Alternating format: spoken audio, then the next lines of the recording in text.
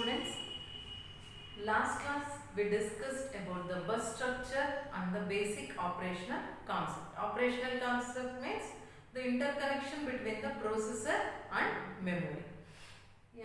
Today let's see the software. So what is software? So it is a set of programs for to complete a particular task. ಅದಕ್ಕೆ ನಾವೇನಂತೀವಿ software ಅಂತ ಅಂತೀವಿ. A set of programs written for a particular task is called as software. Means it is a set of programs. ಏನಕ್ಕೆ set of programs ಏನು ಬರೀತೀರಾ for a particular task. ಇದಕ್ಕೆ ನಾವೇನಂತೀವಿ software ಅಂತ ಅಂತೀವಿ. Okay, so software ಅಲ್ಲಿ again two types ಬರುತ್ತೆ, application software and system software. First let's see the application software.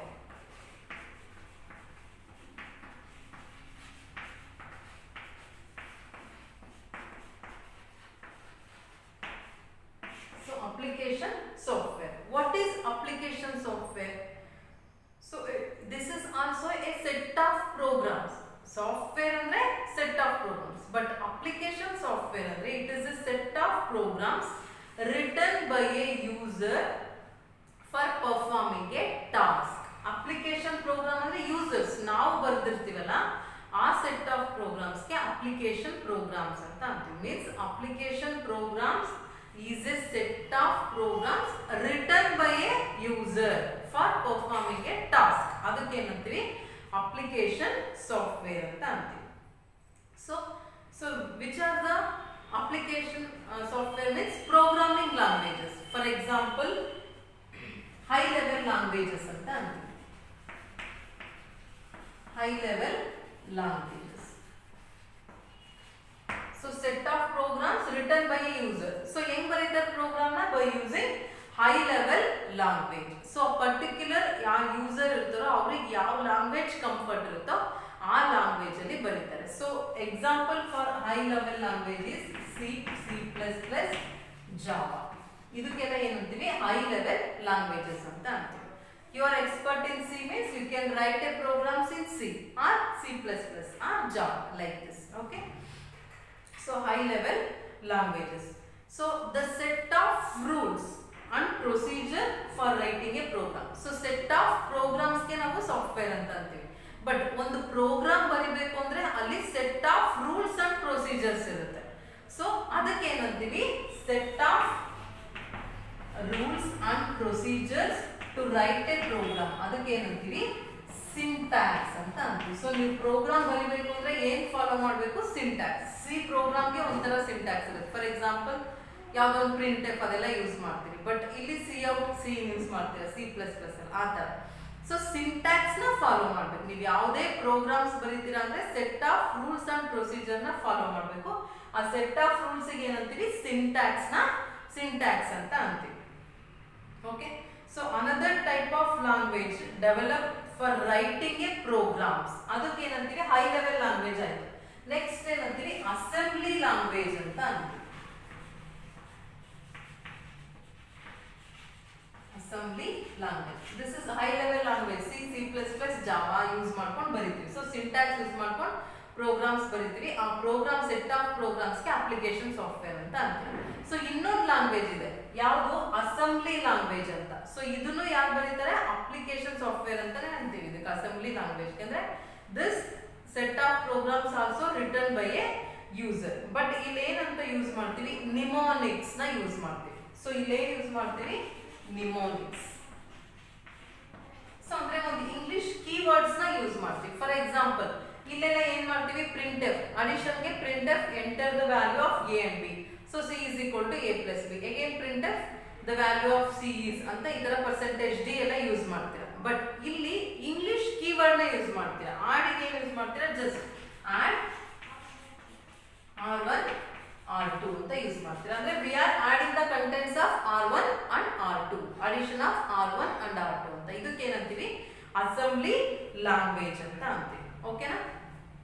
So application program software means it is a set of programs written by a user for a particular task. So user ಏನು high level language use ಮಾಡ್ಬೋದು, C++, Java ಇದೆ, ಅಥವಾ assembly language use ಮಾಡ್ಬೋದು. So program ಬರೀಬೇಕು ಅಂದ್ರೆ set of rules ಇರುತ್ತೆ, ಅದಕ್ಕೆ syntax ಅಂತ ಅಂತೀವಿ. ಬಟ್ ಅಸೆಂಬ್ಲಿ ಲ್ಯಾಂಗ್ವೇಜ್ ಅಲ್ಲಿ ನಿಮೋನಿಕ್ಸ್ ನ ಯೂಸ್ ಮಾಡ್ತೀವಿ. ಅಂದ್ರೆ ಇಂಗ್ಲಿಷ್ ಕೀವರ್ಡ್ ಅಡಿಷನ್ ಗೆ ಆಡ್, ಈ ತರ ಮಲ್ಟಿಪ್ಲಿಕೇಶನ್ ಗೆ MUL, ಈ ತರ ಯೂಸ್ ಮಾಡ್ತೀವಿ. ಓಕೆನಾ? ಸೊ ನಮಗೇನು ಏನ್ ಗೊತ್ತಿದೆ, ಬಟ್ ಹೈ ಲೆವೆಲ್ ಲ್ಯಾಂಗ್ವೇಜ್ ಅಲ್ಲಿ ಬರೀತೀವಿ, ಓಕೆ, ಅದಕ್ಕೆ ಅಪ್ಲಿಕೇಶನ್ ಸಾಫ್ಟ್ವೇರ್ ಅಂತ ಅಂತೀರ. ಬಟ್ ಸಿಸ್ಟಮ್ಗೆ ಹೈ ಲೆವೆಲ್ ಲ್ಯಾಂಗ್ವೇಜ್ ಅರ್ಥ ಆಗುತ್ತಾ? ಇಲ್ಲ. ಅದಕ್ಕೆ ಏನ್ ಅರ್ಥ ಆಗುತ್ತೆ? ಓನ್ಲಿ ಮೆಷಿನ್ ಲೆವೆಲ್ ಲ್ಯಾಂಗ್ವೇಜ್ ಮಾತ್ರ ಅರ್ಥ ಆಗುತ್ತೆ. ಅಂದ್ರೆ ಬೈನರಿ ಫಾರ್ಮೆಟ್ ಮಾತ್ರ ಅರ್ಥ ಆಗುತ್ತೆ. 0 and 1 ಮಾತ್ರ ಸಿಸ್ಟಮ್ಗೆ ಅರ್ಥ ಆಗೋದು. ಸೊ ನೀವು ಏನೇ ಅಪ್ಲಿಕೇಶನ್ ಬರೆದ್ರೆ ಅದನ್ನ ನಾವೇನ್ ಕನ್ವರ್ಟ್ ಮಾಡ್ಬೇಕು, ಇಲ್ಲಿಗೆ ಮೆಷಿನ್ ಲೆವೆಲ್ ಲ್ಯಾಂಗ್ವೇಜ್ಗೆ ಕನ್ವರ್ಟ್ ಮಾಡ್ಕೋಬೇಕು. ಯಾಕೆಂದ್ರೆ ಸಿಸ್ಟಮ್ಗೆ ಮೆಷಿನ್ ಲೆವೆಲ್ ಲ್ಯಾಂಗ್ವೇಜ್ ಮಾತ್ರ ಅರ್ಥ ಆಗುತ್ತೆ. ಸೊ ಹೈ ಲೆವೆಲ್ ಲ್ಯಾಂಗ್ವೇಜ್ ಇಂದ ಮೆಷಿನ್ ಲೆವೆಲ್ ಲ್ಯಾಂಗ್ವೇಜ್ಗೆ ಕನ್ವರ್ಟ್ ಮಾಡ್ತಾರೆ. ಸೊ ಯಾರು ಕನ್ವರ್ಟ್ ಮಾಡ್ತಾರೆ ಅದನ್ನ? ಕಂಪೈಲರ್. ಸೊ ಕಂಪೈಲರ್ ಟ್ರಾನ್ಸ್ಲೇಷನ್ ಮಾಡುತ್ತೆ, ಎಲ್ಲಿಂದ? ಹೈ ಲೆವೆಲ್ ಲ್ಯಾಂಗ್ವೇಜ್ ಇಂದ machine level ಲ್ಯಾಂಗ್ವೇಜಸ್ಗೆ.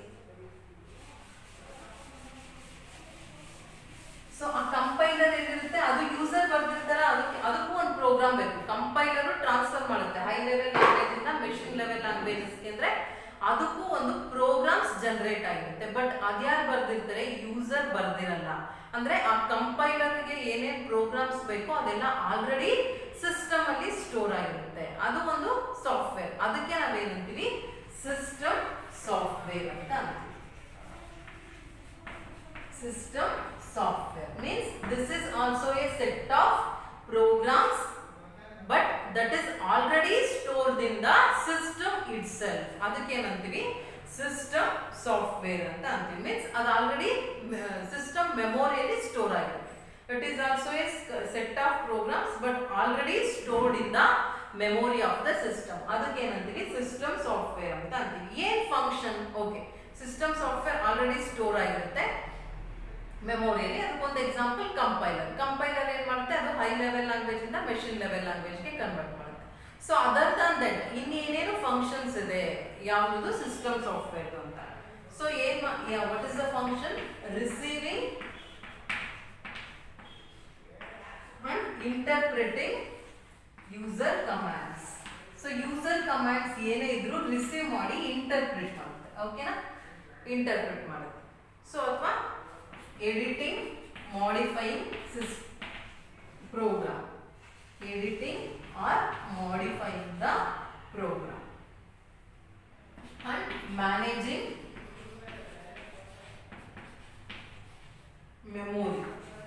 memory na manage ಮಾಡೋದು. Okay, and retrieval of programs ಅಥವಾ running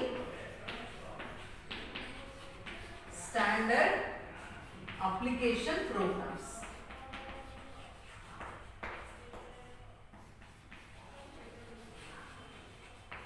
Okay, running standard application programs. These are all the functions of the system software. Andre receiving and interpreting user commands. So ನಾವು ಏನೇ commands ಕೊಟ್ರೆ ಅದು receive ಮಾಡಿ interpret ಮಾಡುತ್ತೆ. ಅಥವಾ editing or modifying the programs or managing memory and then memory standard running the standard application programs. ನಾವೇನು application programs send ಮಾಡಿರ್ತೀವೋ ಅದು ರನ್ ಆಗುತ್ತೆ. And then controlling IO units ಅಂದ್ರೆ ಇನ್ಪುಟ್ ಅಥವಾ ಔಟ್ಪುಟ್ ಡಿವೈಸಸ್ ನ ಕಂಟ್ರೋಲ್ ಮಾಡುತ್ತೆ. And then translating higher level language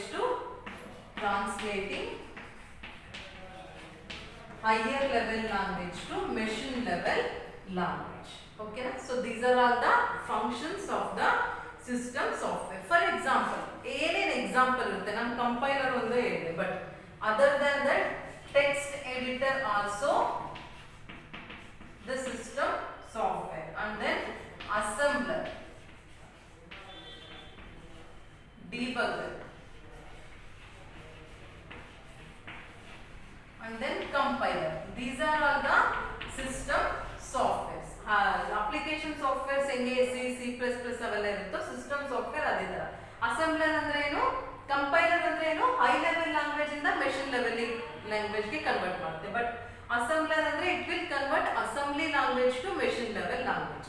so debugger ಅಂದ್ರೆ ಏನಾದ್ರು ಎರರ್ಸ್ ಇದ್ರೆ ಡಿಬಗ್ ಮಾಡುತ್ತೆ. ಇದೆಲ್ಲ system softwares. Okay, so mean system software ಏನಾಗಿ ವರ್ಕ್ ಮಾಡುತ್ತೆ? This is the intermediate between the user and the computer hardware. Computer ಹಾರ್ಡ್ವೇರ್ಗೆ ಏನ್ ಗೊತ್ತಿರುತ್ತೆ? Machine level language. ಸೊ ಯೂಸರ್ಗೆ ಹೈ ಲೆವೆಲ್ ಲ್ಯಾಂಗ್ವೇಜ್. ಸೊ ಅದು intermediate between user and the computer hardware. ಆ ತರ work ಆಗುತ್ತೆ. So software means it is a set of programs for performing a task. ಅದಕ್ಕೆ software ಅಂತ ಅಂತೀವಿ. ಟೂ ಟೈಪ್ಸ್ ಇರುತ್ತೆ, application software and system software. Application software ಅಂದ್ರೆ it is a set of programs written by a user to run an application. ಅದಕ್ಕೆ ನಾವೇನಂತೀವಿ? Application software ಅಂತ ಅಂತೀವಿ. System software means it is a set of programs that is already stored in the memory of the system. ಅದಕ್ಕೆ system software ಅಂತ ಅಂತೀವಿ. Application software example C++, Java ಅದೆಲ್ಲ. But ಇದಕ್ಕೆ system ಸಾಫ್ಟ್ವೇರ್ಗೆ ಏನು? Compiler, debugger, assembler, these are all the examples of system software. Okay, this is about the software. Next is performance.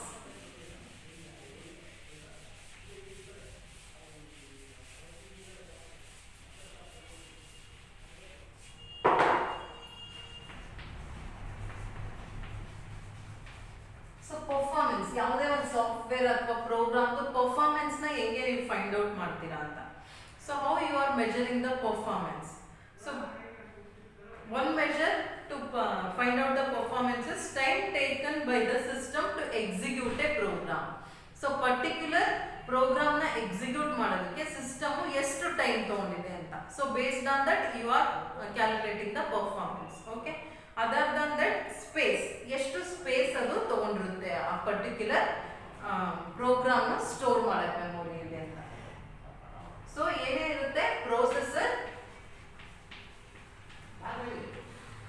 Clock speed, processor, clock speed.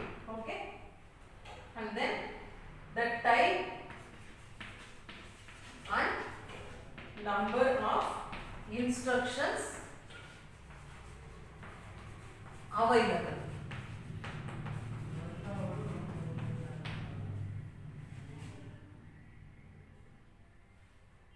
And then memory access time,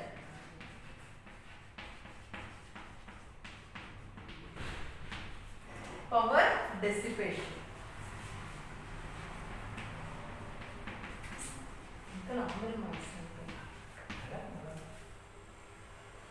Average time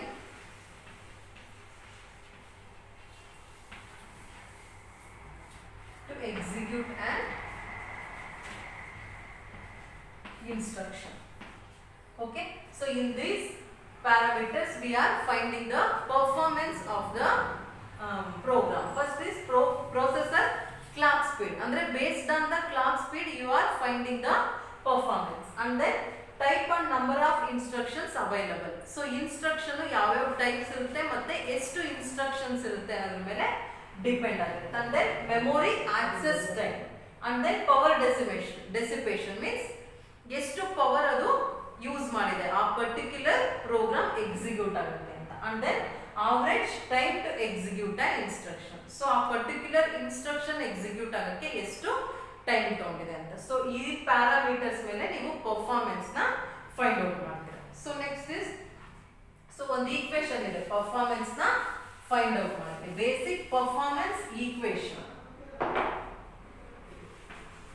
basic performance equation. Okay, so ಏನ್ equation? So simple relation to compute the processor time.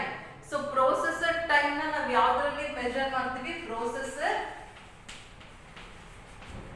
time is t ಅಂತ consider ಮಾಡ್ತೀವಿ. processor time ಏನಂತ consider ಮಾಡ್ತೀವಿ? t. So ಅದೇನು high level languages ಅಲ್ಲಿ ಬರ್ತಿರುತ್ತೆ, but ಅದನ್ನ compiler machine level language ಗೆ convert ಮಾಡುತ್ತೆ. So assume that the complete execution of the program requires the execution of, so ಒಂದು ಪ್ರೋಗ್ರಾಮ್ ಎಕ್ಸಿಕ್ಯೂಟ್ ಮಾಡಬೇಕು ಅಂದ್ರೆ n machine level language instructions ಬೇಕು ಅಂತ. n ಮೆಷಿನ್ ಲೆವೆಲ್ ಇನ್ಸ್ಟ್ರಕ್ಷನ್ಸ್, ಅದಕ್ಕೆ ಏನಂತೀವಿ? n ಅಂತ ಅಂತೀವಿ. ಅಂದ್ರೆ ಒಂದು ಪ್ರೋಗ್ರಾಮ್ ಎಕ್ಸಿಕ್ಯೂಟ್ ಆಗಬೇಕು ಅಂದ್ರೆ ಎಷ್ಟು ಮೆಷಿನ್ ಲೆವೆಲ್ ಇನ್ಸ್ಟ್ರಕ್ಷನ್ಸ್ ಯೂಸ್ ಆಗುತ್ತೆ, ಅದಕ್ಕೆ ಏನಂತೀವಿ n ಅಂತ ಅಂತೀವಿ. So average number of basic steps, average number of basic steps to execute the program, ಅದಕ್ಕೆ ಏನಂತೀವಿ ಎಸ್ ಅಂತ ಅಂತೀವಿ. ಓಕೆನಾ? Average number of basic steps required to execute one machine instructions. So steps required to execute one machine instruction. Okay? So machine level instruction ಎಷ್ಟು ಬೇಕು ಅನ್ನೋದಕ್ಕೆ n ಅಂತ ಅಂತೀವಿ. ಸೊ ಒಂದು machine level instruction execute ಆಗಕ್ಕೆ ಎಷ್ಟು ಬೇಸಿಕ್ ಸ್ಟೆಪ್ ಬೇಕಾಗುತ್ತೆ ಅದಕ್ಕೆ ಏನಂತೀವಿ s ಅಂತ ಅಂತೀವಿ. Okay? So R next is the processor clock rate. Processor clock rate ಏನಂತೀವಿ ಆರ್ ಅಂತ. Processor clock rate is R ಅಂದ್ರೆ ಎಷ್ಟು ಅದು 1 per second ಎಷ್ಟು ಎಕ್ಸಿಕ್ಯೂಟ್ ಮಾಡುತ್ತೆ ಅಂತ, ಅದಕ್ಕೆ ಪ್ರೊಸೆಸರ್ ಕ್ಲಾಕ್ ರೇಟ್ ಅಂತ ಅಂತೀವಿ. So total time, processor time ಎಷ್ಟು ಯೂಸ್ ಆಗುತ್ತೆ, ಈಕ್ವೇಶನ್ ಏನು n into S by R. ಓಕೆನಾ? n into S by R. n ಅಂದ್ರೆ ಏನು, ಒಂದು ಪ್ರೋಗ್ರಾಮ್ ಎಕ್ಸಿಕ್ಯೂಟ್ ಆಗೋಕ್ಕೆ ಎಷ್ಟು ಮೆಷಿನ್ ಲೆವೆಲ್ ಇನ್ಸ್ಟ್ರಕ್ಷನ್ಸ್ ಬೇಕು ಅಂತ. ಸೊ ಒಂದು ಇನ್ಸ್ಟ್ರಕ್ಷನ್ ಎಕ್ಸಿಕ್ಯೂಟ್ ಆಗಬೇಕು ಅಂದ್ರೆ ಎಷ್ಟು ಬೇಸಿಕ್ ಸ್ಟೆಪ್ಸ್ ಬೇಕು ಅಂತ ಎಸ್. ಆರ್ ಅಂದ್ರೆ ಪ್ರೊಸೆಸರ್ ಕ್ಲಾಕ್ ರೇಟ್. ಓಕೆನಾ? So this is the equation. T is equal to N into S by R. So ನಾವು ಟೈಮ್ ಕರೆಕ್ಟಾಗಿ ಮೇಂಟೈನ್ ಮಾಡಬೇಕು ಅಂದ್ರೆ, so value of time reduce ಆದ್ರೆ ಮಾತ್ರ ಏನಾಗುತ್ತೆ, ಎಫಿಷಿಯನ್ಸಿ ಜಾಸ್ತಿ ಕರೆಕ್ಟ್ ಇದೆ ಅಂತ. ಅಂದ್ರೆ ಟೈಮ್ ಕಡಿಮೆ ತಗೊಂಡ್ರೆ ಎಫಿಷಿಯನ್ಸಿ ಅಥವಾ ಪರ್ಫಾರ್ಮೆನ್ಸ್ ಚೆನ್ನಾಗಿದೆ ಅಂತ, ಟೈಮ್ ಜಾಸ್ತಿ ತಗೊಂಡ್ರೆ ಪರ್ಫಾರ್ಮೆನ್ಸ್ ಚೆನ್ನಾಗಿಲ್ಲ ಅಂತ. ಸೊ ಟೈಮ್ ಕಡಿಮೆ ತಗೋಬೇಕು ಅಂದ್ರೆ ನಾವ್ ಏನ್ ರೆಡ್ಯೂಸ್ ಮಾಡಬೇಕು, we have to reduce the N and S. ಅಂದ್ರೆ ನಂಬರ್ ಆಫ್ ಮೆಷಿನ್ ಇನ್ಸ್ಟ್ರಕ್ಷನ್ಸ್ ಕಡಿಮೆ ತಗೋಬೇಕು, and then number of basic steps, ಒಂದು ಮೆಷಿನ್ ಇನ್ಸ್ಟ್ರಕ್ಷನ್ ಎಕ್ಸಿಕ್ಯೂಟ್ ಮಾಡೋಕ್ಕೆ ನಂಬರ್ ಆಫ್ ಬೇಸಿಕ್ ಸ್ಟೆಪ್ಸ್ ನ ಕಡಿಮೆ ತಗೋಬೇಕು. And then we have to higher the value of R. R value increase ಆದರೆ time decrease ಆಗುತ್ತೆ. R value ಅಂದ್ರೆ ಪ್ರೊಸೆಸರ್ ಕ್ಲಾಕ್ ರೇಟ್ ನ ಜಾಸ್ತಿ ಮಾಡಬೇಕಂದ್ರೆ ಅದು ತುಂಬಾ ಇನ್ಸ್ಟ್ರಕ್ಷನ್ಸ್ ನ ಕಡಿಮೆ ಟೈಮಿಗೆ ಎಕ್ಸಿಕ್ಯೂಟ್ ಮಾಡಬೇಕು ಅಂತ. ಓಕೆನಾ? This is the performance equation. T is equal to n into s by R. T ಅಂದ್ರೆ ಪ್ರೊಸೆಸರ್ ಟೈಮ್, n ಅಂದ್ರೆ number of machine level instruction, S ಅಂದ್ರೆ number of basic steps required to execute one machine level instruction. R ಅಂದ್ರೆ processor clock rate. To achieve the greater performance we have to reduce the N and S and we have to higher the value of R. Okay? This is the performance equation. Next is performance measurement.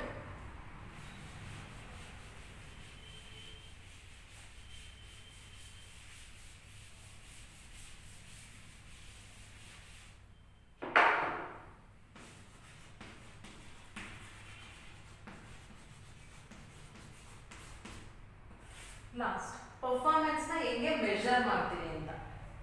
How you are going to measure the performance? Estimates to evaluate the effectiveness of new features incorporated in the system. So ಯಾವುದೇ ಸಿಸ್ಟಮ್ಗೆ new features ನ add ಮಾಡಿದಾಗ ಅದ್ರ effectiveness ಎಷ್ಟಿದೆ ಅಂತ find out ಮಾಡ್ಬೇಕು, ಅದಕ್ಕೆ ಏನಂತೀರಾ ಪರ್ಫಾರ್ಮೆನ್ಸ್ ಮೆಜರ್ಮೆಂಟ್ ಅಂತ ಅಂತೇವೆ. ಸೊ ನಾವೇನೋ ಡಿಫ್ರೆನ್ಶಿಯೇಟ್ ಮಾಡಬೇಕು ಅಥವಾ ಕಂಪ್ಯಾರಿಸನ್ ಮಾಡಬೇಕು ಡಿಫ್ರೆಂಟ್ ಪ್ರೋಸೆಸರ್ಸ್ಗೆ ಅಲ್ವಾ. ಒಂದು ಪ್ರೋಸೆಸರ್ ಒಂಥರ ವರ್ಕ್ ಆಗುತ್ತೆ, ಇನ್ನೊಂದು ಪ್ರೋಸೆಸರು ಇನ್ನೊಂದು ತರ ವರ್ಕ್ ಆಗುತ್ತೆ. ನಾವು ಅದನ್ನ ಹೆಂಗೆ ಕಂಪೇರ್ ಮಾಡಕ್ ಸಾಧ್ಯ? ಸೊ ಆಗಲ್ಲ ಅಲ್ವಾ. ಸೊ ಅದಕ್ಕೆ ಏನು ಯೂಸ್ ಮಾಡ್ತಿದ್ದಾರೆ ಇಲ್ಲಿ, the performance to be measured using standardise programs called benchmark ಅಂತ ಯೂಸ್ ಮಾಡ್ತಾರೆ.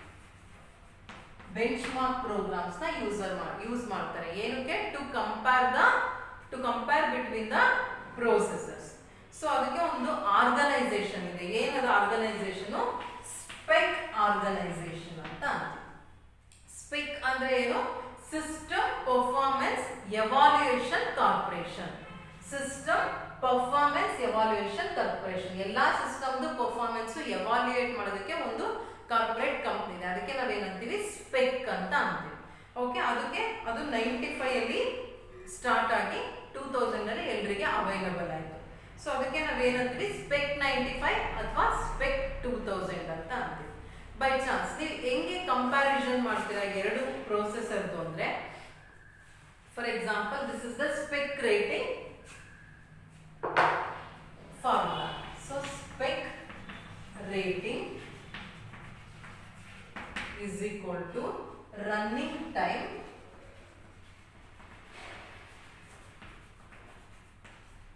on the reference computer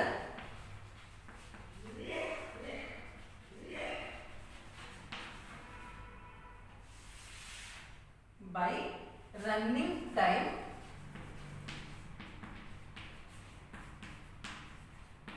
on the computer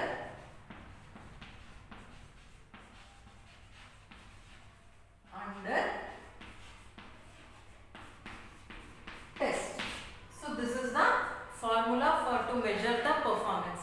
So running time on the reference computer ಅಂದ್ರೆ ಆರ್ಗನೈಸೇಷನ್ ಅಲ್ಲಿ ಒಂದು ರೆಫರೆನ್ಸ್ ಕಂಪ್ಯೂಟರ್ ಇರುತ್ತೆ. ಸೊ ನೀವು ಯಾವುದೇ ಪ್ರೋಗ್ರಾಮ್ ಎಕ್ಸಿಕ್ಯೂಟ್ ಮಾಡಿದ್ರೆ ಏನ್ ಸಿಗುತ್ತೆ, for example running time on the reference computer is 10.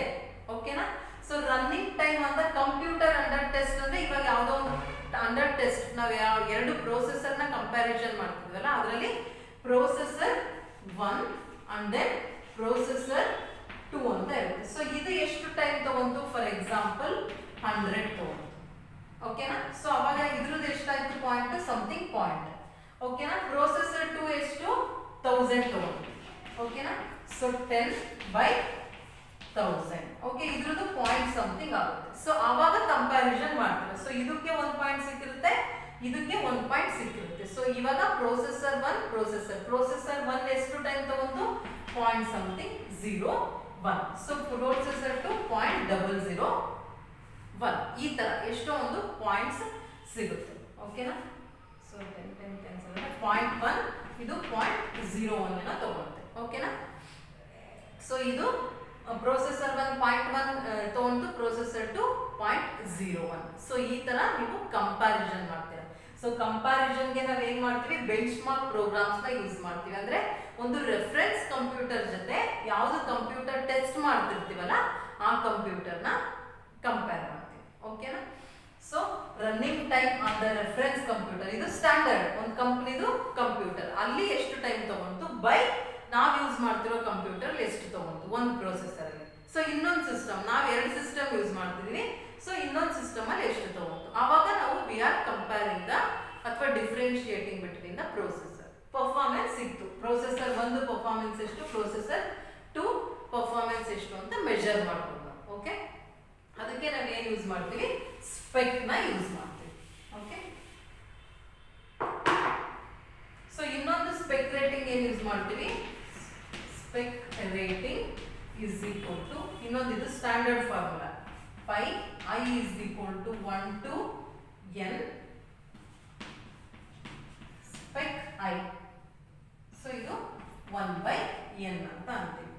n is the number of programs in suite.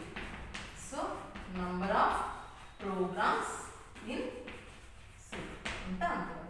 Okay. So ಇದು ಒಂದು standard formula SPEC rating. So ಇದು running time on the reference computer by computer under test. So in this way we are measuring the performance. Okay. So in this class we studied about the software and the performance. So software alli two types, application software, system software. Performance alli equation, clock rate and the performance measure.